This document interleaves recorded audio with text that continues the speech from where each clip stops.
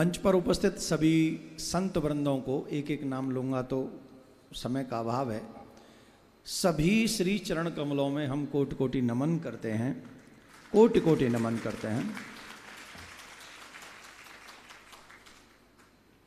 जैसे पूज्य महाराज श्री ने अभी बताया कि अब से पूर्व 25 फरवरी 2024 दिल्ली में सनातन संत संसद हुई थी, जिसमें इन 5 विषयों का जिक्र किया गया था, विषय रखा गया था। और आज द्वितीय सनातन संत संसद 23 जून 2024 परमार्थ निकेतन श्री ऋषिकेश उत्तराखंड में माँ भगवती के तट पर हो रही है। इसका मतलब है कि दिशा सही है, मार्ग सही है और मंजिल भी प्राप्त होगी, इसमें संशय नहीं है। कहते हैं कि जिस पे संतों की कृपा हो जाती है उसके ऊपर भगवान को भी विवश होकर कृपा करनी पड़ती है। और इसका वर्णन कई जगह पर मिलता भी है, इस विषय में हम जाएंगे नहीं।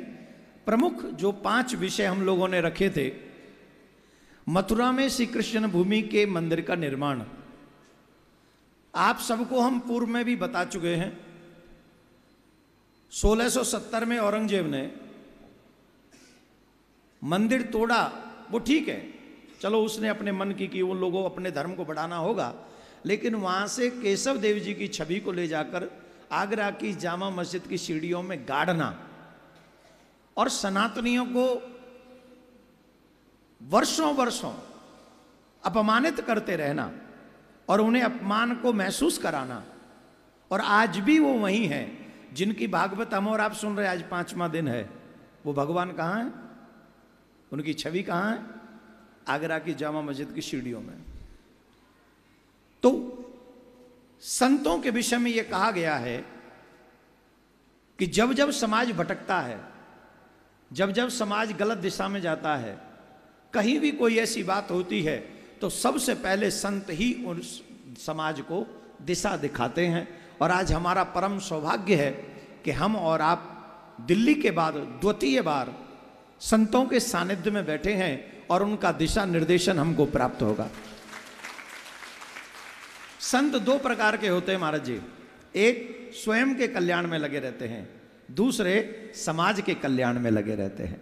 जो स्वयं के कल्याण में लगे हैं वो हिमालय की उन चोटियों में, उन कंदराओं में बैठे हैं, जो ध्यान लगाए बैठे हैं और वो अपना कल्याण में, आत्म कल्याण में, ब्रह्म को प्राप्त करने में लगे हैं। लेकिन द्वितीय जो समाज के कल्याण में लगे हैं वो इस मंच पर विराजमान है और वो समाज को एक दिशा दिखाना चाहते हैं।